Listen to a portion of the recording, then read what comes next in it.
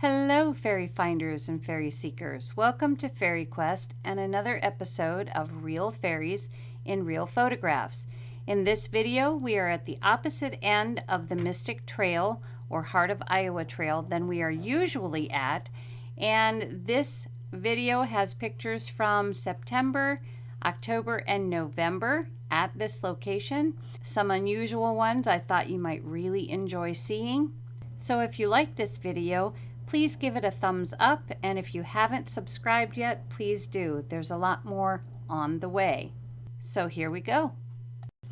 Interesting fairy creature, isn't it?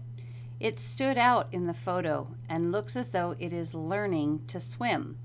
Both the head, eye, arm, and hand are unmistakable here. There is also an elf-like friend in the photo, red circle, right behind this creature. Now this is a very unique fairy peeking at us over the top of what I call a fairy wedding arch. He is orange with brown stripes, has green bulgy eyes, and kind of a long neck. If we could see his profile, I think his mouth might be almost beak-like.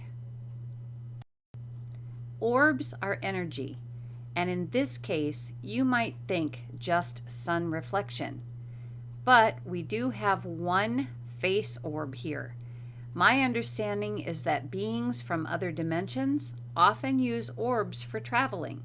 They can place their consciousness within the orb to travel and never have to physically leave home. It's brilliant.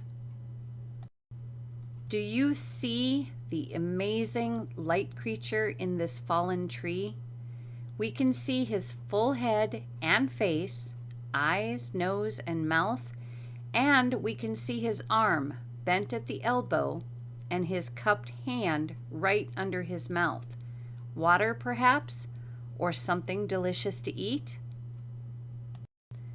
Another odd bit of color in a sea of green and red turns out to be a little fairy being.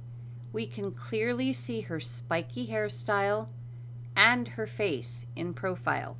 She has large eyes, a turned-up nose, and lips like ours.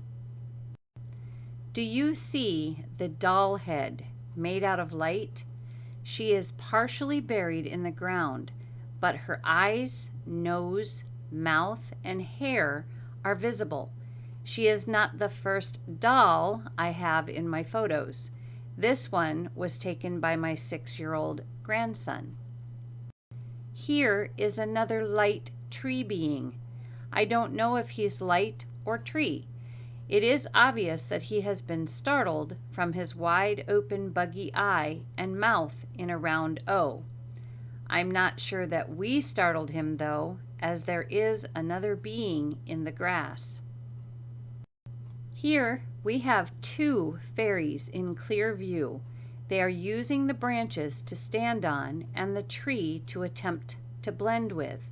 This photo has many more beings like this. You will be seeing one of them in the next photo, again taken by my 6-year-old grandson. Do you see him? We have ourselves a little leprechaun. Not the first in my photos, but the first caught by my grandson. See his long green beard, his flesh-colored face with chubby cheeks, and one large ear? His hat is there too, but you have to look closely as it blends. Can't mistake the eyes on this tree being. He was actually looking at us.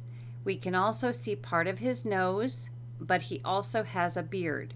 It appears that he stuck his head out of the tree to see who was talking. My grandson and I were the noisy ones. There are so many ways for the fairies to hide, but if you take the time to look, it is amazing who you will see. This being did not look very happy to see me, but she needed to know whether I was a threat or not.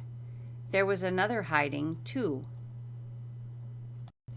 This one is difficult because I have no clue as to what kind of fairy this may be, not even a guess.